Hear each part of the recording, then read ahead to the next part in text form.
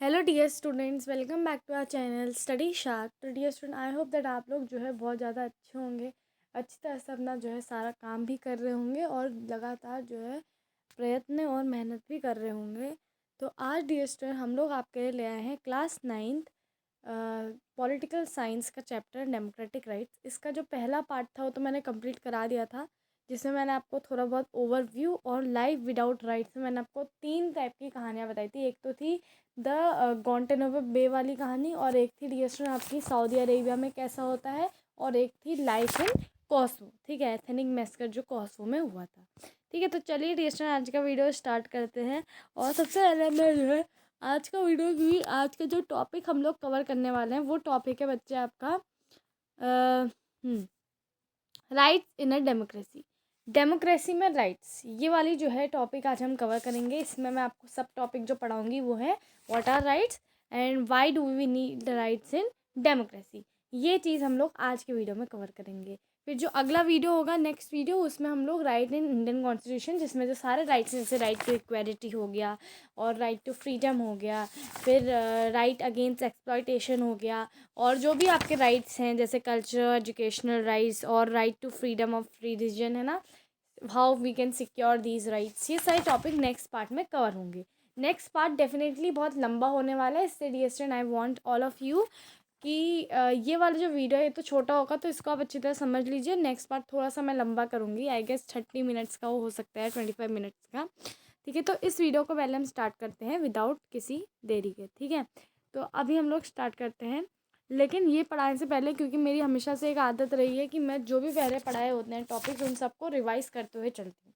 सबसे पहले ओवरव्यू में डियर स्टूडेंट हमने क्या पढ़ा था, और डियर स्टूडेंट एक और चीज़ मैं आपको वो क्वेश्चंस भी बताऊंगी जो आपके चैप्टर से रिलेटेड इंपॉर्टेंट है या आपके एग्जाम पॉइंट ऑफ व्यू में इंपॉर्टेंट है, जो आ सकते हैं। तो इससे वीडियो को एंड तक आपको देखना है। ठीक है, तो चलिए डियर स्टूडेंट पढ़ते हैं। तो सबसे पहले ओवरव्यू में मैंने आपको बताया था कि जो आपके सबसे पहले दो चैप्टर थे उसमें हमने क्या देखा था, उसमें हमने देखा था मेजर एलिमेंट्स जो डेमोक्रेटिक गवर्नमेंट के होते हैं, क्या डेमोक्रेटिक गवर्नमेंट्स के डिमेरिट हैं, क्या मेरिट हैं, ये सारी चीज़ें हमने देखी थी। फिर चैप्टर 3 जो था डियर स्टूडेंट आपका इलेक्शन वाला चैप्टर, इलेक्टोरल पॉलिटिक्स वाला, इसमें हमने डियर स्टूडेंट देखा था कि किस तरह गवर्नमेंट जो है पीरियोडिकली जो है लोगों द्वारा इलेक्ट की जाती है फ्री ऑफ फेयर मैनर से। फिर चैप्टर 4 में रजिस्टर हमने देखा था कि जो डेमोक्रेसी है वो किस में बेस्ड होती है, इंस्टीट्यूशंस में बेस्ड होती है, जो कि हमारे लेजिस्लेचर, एग्जीक्यूटिव एंड जुडिशरी। और जब ये तीनों इंस्टीट्यूशन एक साथ अच्छी तरह से कोऑर्डिनेशन के साथ वर्क करते हैं, तब जो है हमें जो है क्या कहते हैं पूरी अच्छी सी डेमोक्रेसी मिलती है। और ये जो रूल्स और प्रोसीजर्स होते हैं ये सभी को जो है क्या करने होते हैं, फॉलो करते हैं। जो गवर्नमेंट है उनको भी फॉलो करने पड़ते हैं, वो अपने मन से ही कुछ चीज़ नहीं कर सकते। ठीक है, अब डियर स्टूडेंट यहाँ पे हमने इलेक्शंस और जो इंस्टीट्यूशंस थे उनको कंबाइन करा ताकि हम थर्ड एलिमेंट जो कि एंजॉयमेंट ऑफ राइट्स, हम किस तरह से राइट्स को एंजॉय कर सकते हैं। देखो, इलेक्शन हुए, आपने कोई गवर्नमेंट को अपॉइंट किया, और उसके बाद फिर आपका जो है कहीं ना कहीं इंस्टीट्यूशन जो है उन्होंने एक साथ वर्क करा, बहुत सारे राइट्स भी लेके आए, लॉ भी लेके आए, लेकिन अब राइट्स को एंजॉय करना है ना, और कहीं ना कहीं डियर स्टूडेंट एक गवर्नमेंट बनाना जो कि डेमोक्रेटिक है, ये कब पॉसिबल होगा, जब हम सिटीजन्स भी इसमें जो है हिस्सा लेंगे, है ना। सो तो यहाँ पे डियर स्टूडेंट हमने ये पढ़ा था, इसलिए डियर स्टूडेंट जो डेमोक्रेटिक राइट्स हैं वो कुछ इस तरह के राइट्स हैं जो हर एक डेमोक्रेटिक कंट्री में सेट किए जाते हैं, जो कि हर सिटीजन्स को मिलते हैं, जो इनके फंडामेंटल राइट्स होते हैं, जिनको कोई भी जो है वॉयलेट नहीं कर सकता। ठीक है, तो आज इस चैप्टर में डियर जो हम देखने वाले हैं वो हम यही देखने वाले हैं कि लाइफ अगर हमारे पास राइट्स ना हो तो हमारी लाइफ कैसी हो सकती है ना। दूसरा हम लोग ये देखेंगे कि हम लोग राइट्स से समझते क्या हैं और क्यों हमें राइट्स चाहिए। ठीक है, और फिर डियर हम लोग जो है क्या करेंगे, फंडामेंटल राइट जो इंडियन कॉन्स्टिट्यूशन ने हमें दिए हैं वो सब एक एक करके डिस्कस करेंगे। और फिर हम लोग देखेंगे कि ये राइट्स जो है किस तरह ऑर्डिनरी सिटीजन्स इसको यूज़ कर सकते हैं, कैसे कौन इनको प्रोटेक्ट करेगा और कौन इनको एनफोर्स यानी कि इम्प्लीमेंट करेगा। और फाइनली हम लोग देखेंगे कि ये जो स्कोप है राइट्स का, ये कितना जो है एक्सपेंड हो रहा है, कितने सारे जो छोटे छोटे राइट्स हैं, right to life, right to food, right to water, ये सारे राइट्स आ रहे हैं धीरे धीरे, है ना। तो ये था आपके चैप्टर का ओवरव्यू।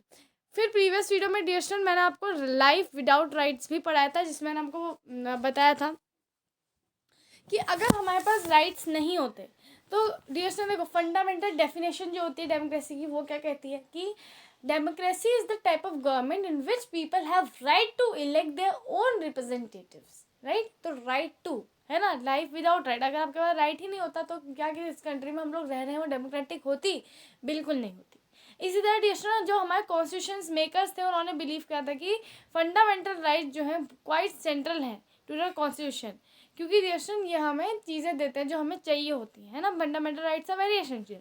इसी तरह डियर जो हर एक सिटीजन के पास राइट है कि वो वोट कर सके, right to vote and right to elect their own leaders, ठीक है। अब देखो डियर नेक्स्ट है, if a law is against the constitution every citizen has right to approach to the court, ये भी हमने पढ़ा था। अगर राइट नहीं होता तो क्या हम लोग कोर्ट को कभी अप्रोच कर पाते? नहीं कर पाते, है ना। तो इसके बाद फिर मैंने आपको कहानी बताई थी प्रिजन इन गैंटानो बे की, जिसमें मैंने आपको जो है बताया था कि 600 लोग थे जिनको जो है यूएस फोर्सेस द्वारा पिक कर दिया गया था ओवर द वर्ल्ड और इनको प्रिजन में डाल दिया गया था गैंटानो बे में उठाकर। और ये जो गैंटानो बे है ये एक एरिया है जो कि क्यूबा के नियर है और ये अमेरिकन नेवी के द्वारा जो है कंट्रोल किया जाता है। अब जो एनएस एक पर्सन था यहाँ पे, उसके जो फादर थे जमील एल बन्ना, ये जो थे उनमें से एक थे, 600 लोगों में से कोई एक ये भी थे। और जो अमेरिकन गवर्नमेंट थी उन्होंने कहा कि ये जो है यूएस के एनिमी है और ये न्यूयॉर्क में 11 सितंबर 2001 को जो है अटैक कर सकते हैं। इसे डिस्टेंट मोस्ट केस में गवर्नमेंट जो और कंट्रीज़ की थी उनको जो है इन्फॉर्म ही नहीं किया गया था कि उनके वहाँ के लोगों को जो है जेल में डाल दिया गया है। तो लाइक अदर प्रिजनर जो अल बन्नास की फैमिली थी उनको भी जो है ये तब पता चला थ्रू मीडिया एंड ऑल, ये इससे उनको पता चला कि जो उनके फादर हैं वो जेल में है। और जो फैमिली थी प्रिजनर्स की या फिर मीडिया थे या फिर यूएन रिप्रेजेंटेटिव थे, उनको जो है बिल्कुल भी परमिशन नहीं थी कि वो उनसे अंदर जाके मिल सकते हैं। और जो यूएस आर्मी है उन्होंने जो उनको अरेस्ट कर लिया था, उनको काफ़ी ज़्यादा इंट्रोगेट करा और डिसाइड करा कि and decided whether to keep them there और नॉट, ठीक है। और अब डिसीजन यहाँ पर तक तो सही था, लेकिन अब देखो इनको जब प्रिजन में डाल दिया था कोई भी ट्रायल नहीं हुआ, यानी कि उनको अपना पक्ष नहीं रखने दिया, उनको बिना उसके ही जो है ट्रायल के जेल में डाल दिया गया था। अब जो एमनेस्टी इंटरनेशनल है डियर स्टूडेंट, ये है आपकी इंटरनेशनल ह्यूमन राइट्स ऑर्गेनाइजेशन, और इन्होंने जो इन्फॉर्मेशन कलेक्ट करी थी on the condition of prisoner जो कि गैंटानो बे में थे, उनकी कंडीशंस को लेकर इन्होंने इन्फॉर्मेशन कलेक्ट करी, ठीक है। और रिपोर्ट करा कि जो प्रिजनर्स थे उनको टॉर्चर किया जा रहा था और बहुत सारे जो यूएस के लॉ हैं वो वायलेट होते हैं इसकी वजह से, ठीक है। उनको जो है ट्रीटमेंट अच्छा नहीं मिलता था, है ना। और जो है और उन ऐसा एमनेस्टी इंटरनेशनल का मानना था कि उनको जो है इंटरनेशनल ट्रीटी जो है मिलनी चाहिए थी, ठीक है। प्रिजनर जो है उनको जो है प्रोटेस्ट नहीं करने दिया गया, उनको अपना पक्ष नहीं रखने दिया गया। प्रिजनर जो थे रिलीज़ नहीं किए थे after they were officially declared not guilty, यानी कि जब प्रिजनर्स को ये भी डिक्लेयर कर दिया गया था ऑफिशियली कि वो जो है बेकसूर हैं, तब भी उनको जो है प्रिजन से रिलीज़ नहीं किया गया था। तो ये जो इंडिपेंडेंट इंजरी थी dear student by the UN, तो मतलब कहीं ना कहीं ये independent inquiry by the UN supported these findings. UN जो सेक्रेटरी जनरल थे उन्होंने जो है कहा कि जो प्रिजन है गैंटानो बे में, यूएन यानी कि आपका मैं यूनाइटेड नेशंस की बात कर रही हूँ, यूएस यानी कि यूनाइटेड स्टेट्स ऑफ अमेरिका, ठीक है। तो यूएन मीन्स यूनाइटेड नेशंस, और ये आपके होते हैं तो मतलब ये जो यूनाइटेड नेशन है इन्होंने जो है कहीं ना कहीं कहा कि गैंटानो बे को जो है क्लोज डाउन कर देना चाहिए, उनको बंद कर देना चाहिए, ठीक है। लेकिन यूएस गवर्नमेंट ने जो है इसको एक्सेप्ट करने से जो है कहीं ना कहीं रिफ्यूज़ कर दिया, उन्होंने ये प्लान जो है एक्सेप्ट नहीं करा। अब हम आते हैं नेक्स्ट में डियर स्टूडेंट, नेक्स्ट हमने जो पढ़ा था प्रीवियस वीडियो में वो था सऊदी अरेबिया के सिटीजन्स राइट्स के बारे में, जिसमें मैंने आपको बताया था कि जो गैंटानो बे का जो कहानी है वो तो एक्सेप्शन है ही, लेकिन सऊदी अरेबिया की अगर मैं बात करूँ तो वहाँ पे जो कंट्री थी वो रूल की जाती थी बाय द हेरिडेटरी रूलर, यानी कि एक ऐसा रूलर जो कितनी सदियों से चले आ रहा है, उसके बच्चे जो है राजा बन रहे हैं, फिर उसके बच्चे राजा बन रहे हैं, तो डायनेस्टी चली आ रही है उनकी, है ना। और पीपल को राइट नहीं था कि वो अपने रूलर्स को खुद इलेक्ट कर सकें सऊदी अरब में। Then second was that king जो है उन्होंने जो है वो खुद सेलेक्ट करता था किंग, लेजिस्लेचर और एग्जीक्यूटिव भी, ठीक है। तो मतलब ऐसा कुछ नहीं था कि भाई जो लॉ है वो अगर बन रहा है तो वो किंग को ज़रूरी ही फॉलो करना है, बिकॉज अब जब किंग ने ही लेजिस्लेचर और एग्जीक्यूटिव अपॉइंट करी है तो किंग ऑब्वियसली वही लॉज सपोर्ट करेगा जो उसके अगेंस्ट ना हो। सेकेंडली थर्ड डिसीजन ये था कि सिटीजन जो है वो अपनी पॉलिटिकल पार्टीज़ या फिर पॉलिटिकल एसोसिएशंस फॉर्म नहीं कर सकते थे, और मीडिया जो है कोई भी चीज़ ऐसी रिपोर्ट नहीं कर सकता था डिसीजन जो मोनार्क को अच्छी ना लगती हो। फिर डिसीजन वहाँ पे कोई भी फ्रीडम ऑफ रिलीजन नहीं था, हर एक सिटीजन जो था उसको जो है मुस्लिम होना जो है रिक्वायर्ड था, ठीक है, मुस्लिम होना जो है रिक्वायर्ड था। डिस्टेंट नॉन मुस्लिम रेसिडेंट्स जो थे वो जो है कहीं ना कहीं उनको रिलीजन अपना प्राइवेट में फॉलो करना होता था, वो पब्लिक में आके अपना रिलीजन फॉलो नहीं कर सकते थे। वुमेन जो थे उन पर सेवरल रिस्ट्रिक्शंस लगाए गए थे, उनको वोटिंग राइट्स भी नहीं मिले थे अंटिल 2005, ठीक है, और 2015, ठीक है, 2015 के बाद उनको वोटिंग राइट्स मिले, ठीक है। सो तो यहाँ पे इस सारी चीज़ें सऊदी अरब में हुई। अगर मैं एथनिक मैसेकर इन कोसोवो की बात करूँ तो आपने ज़रूर देखा होगा कि एब्सोल्यूट कि पॉसिबल एब्सोल्यूट जो मोनार्की थी वो यहाँ सऊदी अरब में हमें दिखी। पर ड्यूस्टन अगर मैं कोसोवो की बात करूँ तो जो एक प्रोविंस था कोसोवो का ही, यूगोस्लाविया, जब वो स्प्लिट नहीं हुआ था, अब तो एक सेपरेट कंट्री है आई गेस, लेकिन जब वो एक प्रोविंस था बिफोर स्प्लिट, तो ये प्रोविंस में जो पॉपुलेशन थी डिस्टेंट मेजॉरिटी में थे एथनिक एल्बेनियंस, ठीक है, लेकिन इंटायर कंट्री में जो मेजॉरिटी में थे वो थे आपके सर्ब्स, ठीक है। तो distant narrow minded shrubs nationalist होते जो थे मिलोसेविक जो थे, जिनको हम लोग प्रोनाउंस करते हैं मिलोशेविक, ठीक है, मिलोशेविक। तो मिलोशेविक ने जो है इलेक्शन वो जीत गए थे, और जो उनकी गवर्नमेंट थी उन्होंने जो है कोसोवो एल्बेनियंस को जो है हॉस्टाइल करा। उन्होंने कहा कि सर्ब्स ही कंट्री को डोमिनेट करेंगे और मैनी सर्ब लीडर्स जो थे उन्होंने सोचा कि जो एथनिक माइनॉरिटीज़ हैं जैसे एल्बेनियन, उनको या तो जो है कंट्री को जो है लीव कर देना चाहिए, और या फिर जो सर्ब्स कह रहे हैं वो चुपचाप कर लेना चाहिए। तो डिस्कशन वहाँ की एक कहानी थी जो कि थी एल्बेनियन फैमिली की, और कोसोवो में अप्रैल 1999 में हुआ था ये। तो मैंने बहुत इनफ टाइम दे रही हूँ आपको ये जो प्रीवियस टॉपिक है समझाने में भी। तो वहाँ 74 ईयर्स ओल्ड डिस्कशन आपकी बतीशा हॉक्सा थी, जो कि किचन में बैठी थी। 77 ओल्ड ईयर्स के उनके जो है हस्बैंड थे, और इज़्ज़त, तो ये दोनों जो है स्टोव से जो है आग ताप रहे थे, और अचानक जो है उन्होंने जो है एक्सप्लोजन जो है सुने, पर उन्होंने जो है रियलाइज़ नहीं करा कि सर्बियन स्टोव जो है ऑलरेडी जो है उनके टाउन में एंटर कर चुके हैं।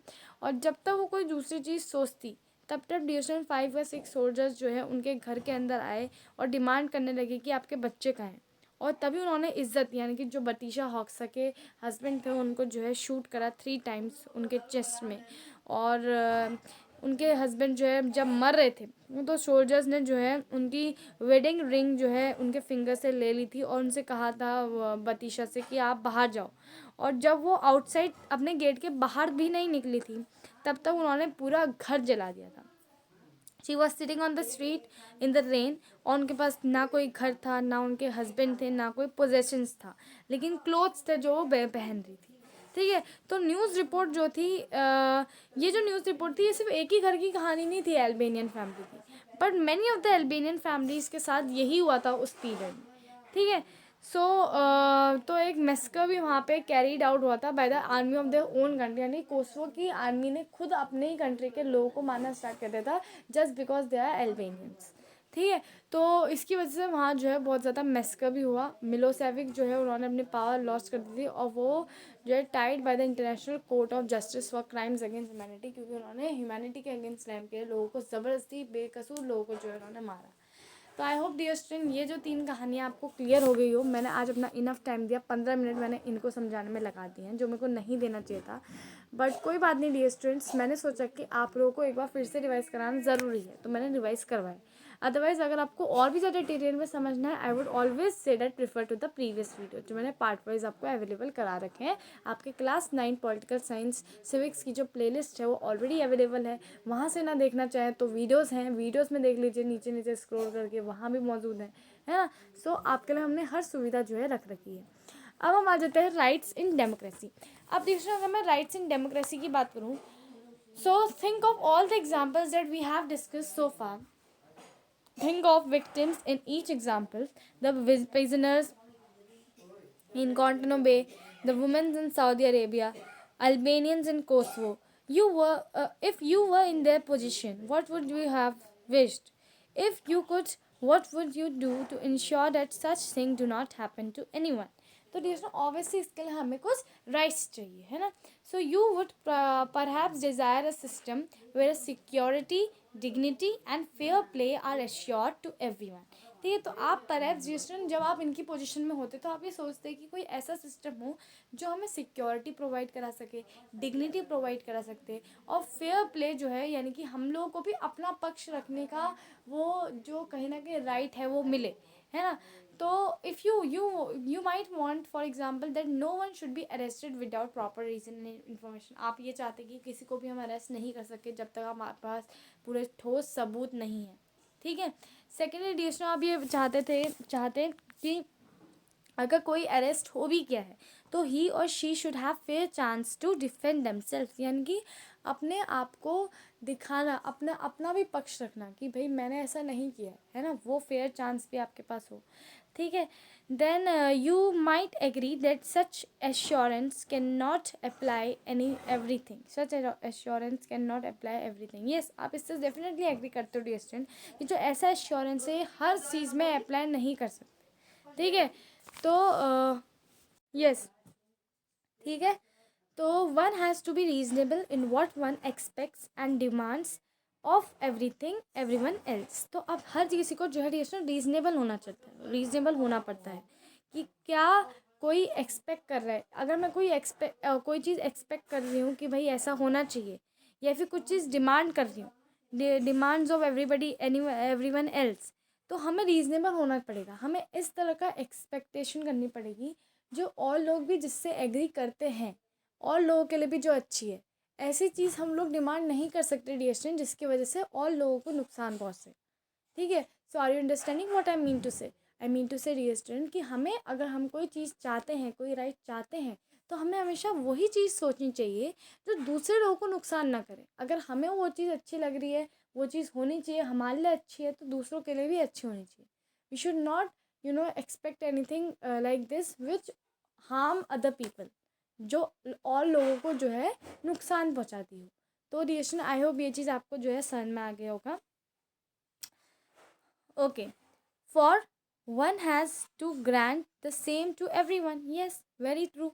आपको पता है डियर क्योंकि हर एक को जो है सबको जो है सेम ही राइट्स मिलेंगे. अगर वो राइट एक बन रहा है तो वो सबके लिए सेम ही होगा, है ना. ऐसा नहीं होगा कि उस इंसान के साथ उस राइट्स की वजह से गलत हो रहा है ना. अगर ऐसा कुछ हो रहा है तो वो राइट क्यों बनेगा, है ना. That's the thing. वो राइट तभी बनेगा जब वो और लोगों को भी फ़ायदा दे रहा हो. वो एक ही इंसान को फ़ायदा ले रहा हो, दूसरों को जो है नुकसान कर रहा हो, या दूसरों को उससे परेशानी हो रही हो, देन वो चीज़ राइट नहीं बन सकती. I hope that you are understanding what I mean to say. ठीक है. So but you might insist that assurance does not remain on the paper, that there is someone to ensure these assurance, that those who violate these are punished. In other words, you might want a system where at least a minimum is granted to everyone, powerful or weak, rich or poor, majority or minority. This is the spirit behind thinking about rights. तो dear student यहाँ पे देखो कि ये चीज़ तो आप बिल्कुल मानते हो डियर स्टूडेंट कि कोई भी चीज़ पेपर में लिख देने से एक राइट नहीं बन जाती. एक इंसान ऐसा ज़रूर हमें चाहिए जो इन राइट्स को इन्फोर्स करे, इनको इम्प्लीमेंट करे, है ना. दैट अगर किसी ने इन राइट्स को वायलेट करा तो उसको पनिशमेंट मिले. ठीक है. सो इन अदर वर्ड्स आपको एक ऐसा सिस्टम चाहिए जहाँ पे एटलीस्ट जो मिनिमम है वो ग्रांटेड है फॉर एवरीवन, चाहे वो पावरफुल हो, चाहे वो वीक पर्सन हो, रिच हो, चाहे वो पुअर हो, चाहे वो मेजॉरिटी में लाई करता हो या माइनॉरिटी में लाई करता हो. लेकिन अगर किसी ने भी एक राइट वो पर्टिकुलर चीज़ को वायलेट करा उसको पनिशमेंट मिलेगी. ठीक है. ओके. अब हम लोग आते हैं व्हाट आर राइट्स. ठीक है. अभी तक हमने ये पूरा चीज़ पढ़ी. ठीक है. अब हम आते हैं कि आखिर ये राइट्स होते क्या है. इतनी देर से हम इसके बारे में चर्चा कर रहे हैं. We need to know what these rights really mean to us. ठीक है.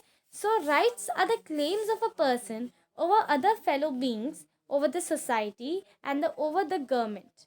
ठीक है, अब देखो रिलेशन राइट्स हैं क्या? राइट बेसिकली क्लेम्स हैं एक पर्सन के, उनके फेलो बींग्स के, मतलब फेलो बींग्स के ऊपर और सोसाइटी के ऊपर, गवर्नमेंट के ऊपर।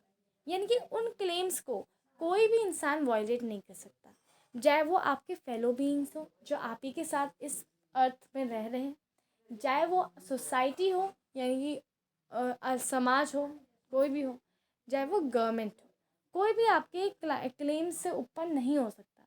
ये क्लेम्स आपके सर्वोपरि हैं और इन क्लेम्स को कोई भी जो है तोड़ नहीं सकता। जैसे आपको कभी कभार गूगल पे वगैरह में क्लेम्स होते हैं ना, ये क्लेम्स सिर्फ आपको मिलते हैं, है ना।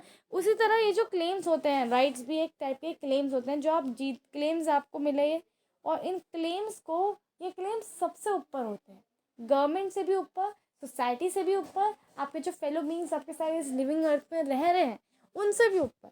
और इन क्लेम्स को कोई भी वायलेट नहीं कर सकता, जो वायलेट करेगा उसको पनिशमेंट मिलेगी। क्लियर? ठीक है, तो अब आगे बढ़ते हैं। या all of us want to live happily without fear and without being subjected to degraded treatment. तो हम सभी को डियर स्टूडेंट एक ऐसी लाइफ चाहिए कि हम हैप्पीली रहें, कोई भी फियर ना हो, और without being subjected to degraded treatment, यानी कि हम लोग जो डिग्रेडेड ट्रीटमेंट है उसमें भी सब्जेक्टेड ना हो, यानी कि हमें वो गंदा ट्रीटमेंट भी ना मिले, है ना। So for this we expect others to behave in such a way that does not harm us or harm और हर्ट अस।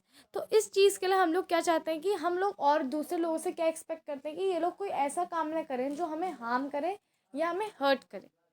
ठीक है, ओके।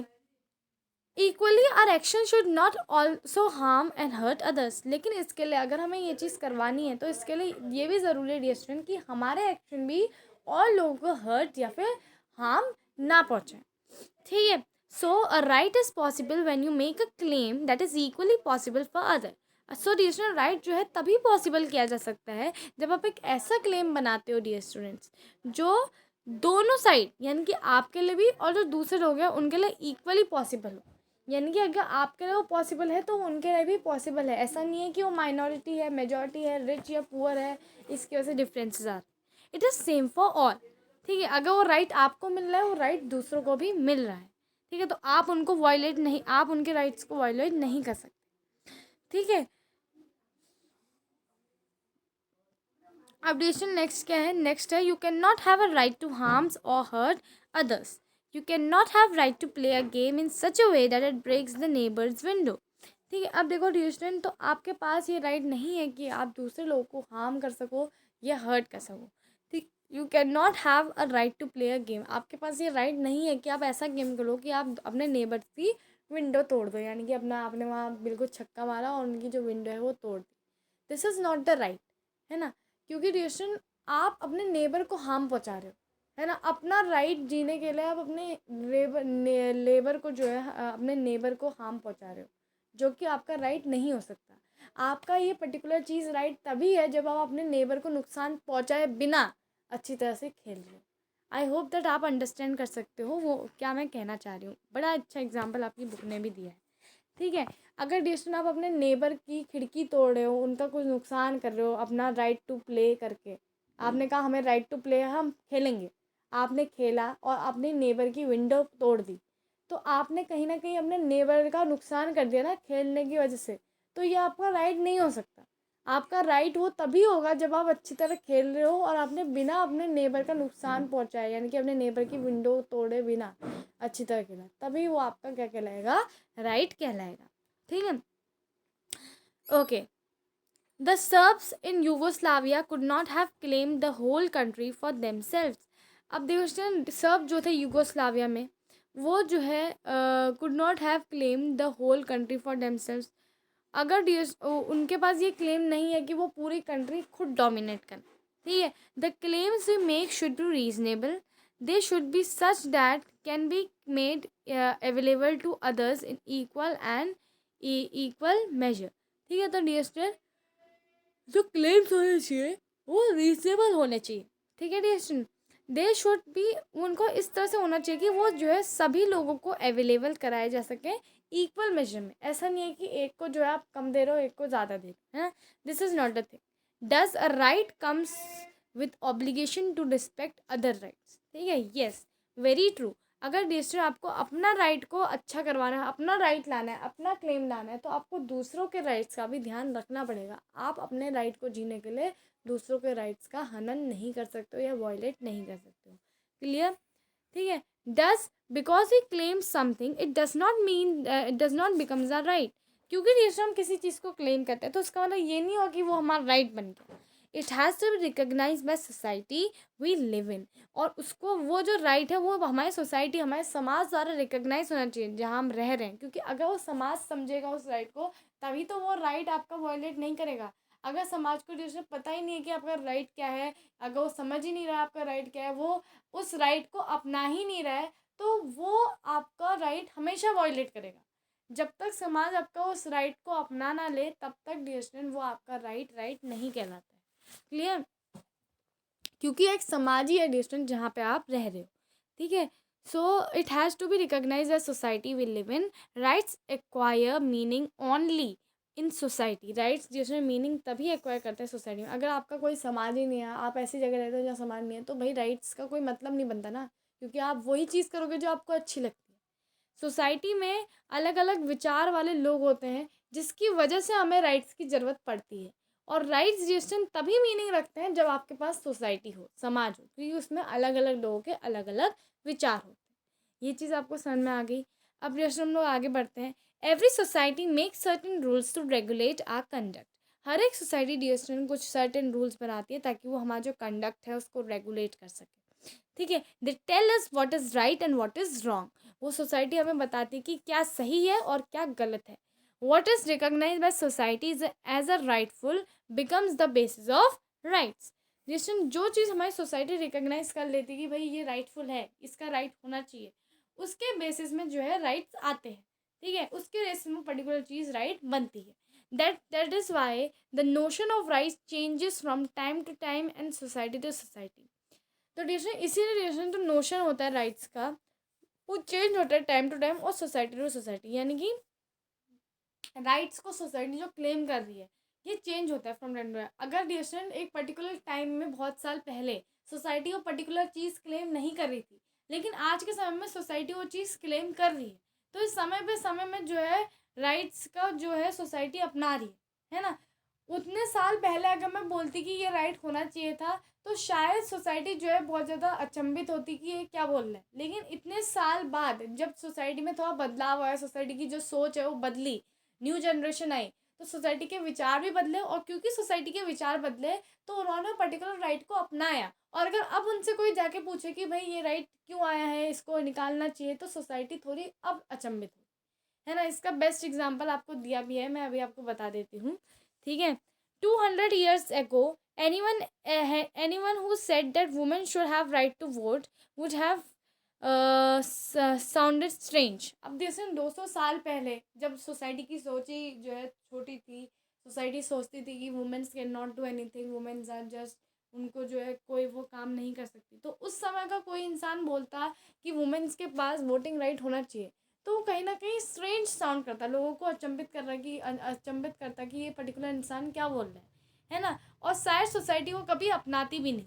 लेकिन अब इतने साल बाद, 200 साल बाद जब आप आ रहे हो, तब जनरेशन टू जनरेशन गैप आया, लोगों के विचार बदले, लोग थोड़ा सा बड़ा सोचने लग गए, उनकी सोच नैरो माइंडेड नहीं रही, अब वो और अच्छा सोचने लग गए, तो उन्होंने वुमेन्स के लिए भी उनके मन में अच्छे विचार आए, ड्यू टू विच उन्होंने वो राइट अपनाया कि भाई वुमेन्स के पास भी ये सारे वोटिंग राइट्स वगैरह सब होने चाहिए थे।